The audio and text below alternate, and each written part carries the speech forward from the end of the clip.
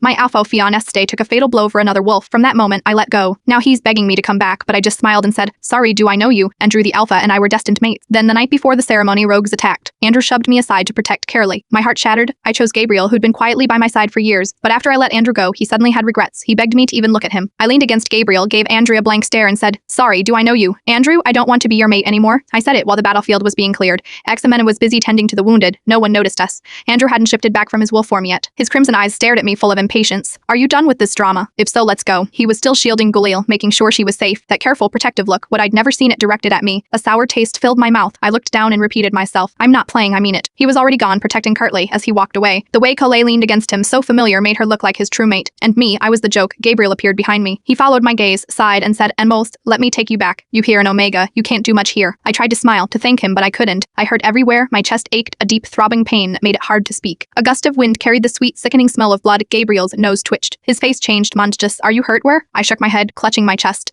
"Just nothing, I will take care of it." There was always a risk of another rogue attack while cleaning up, so an alpha or beta had to stay. Andrew was with Kelly, which meant Gabriel, a beta, had to stay behind. Gabriel nudged me gently with his wolf nose. "Go get patched up by the medic. I'll take you to the hospital when I am back." He didn't wait for an argument. He scooped me up with his arm and strode towards the medic, who was bandaging another pack warrior. Gabriel unceremoniously pushed the warrior aside and set me down, chest wound. "Take care of her." The medic's eyes widened. "An Omega? You want me to treat an Omega on the battlefield?" Gabriel growled, his eyes slitting. The medic quickly backpedaled. "Mansurate, alright. But as soon as Gabriel was called away, the medic sneered. "I wonder what you did to get Gabriel so wrapped around your little finger." The pack warrior beside her gave me a disgusted look. "We are ya, clinging to Gabriel, still acting like you were the Luna." If the old alpha knew, he would turn in his grave. My face paled. That's not true." "Oh really, we all saw you just now." The pain made me flinch. "Get off. You think I want to do this? You're a nuisance." I struggled, but the pack warrior held me down. They were too strong. I had no choice but to endure it. "What's going on here?" Andrew's voice. The pack warrior instantly let go alpha. I turned, my eyes welling up at the sight of Andrew. "Andrew." I reached for him instinctively like always. He frowned and stepped aside, avoiding my touch. My hand fell empty, my heart following suit. A cold wind blew through me, almost bringing me to tears. Andrew took the only human-grade healing salve from the medic and walked away without another word, without a glance, without a care for whether my wound would get infected.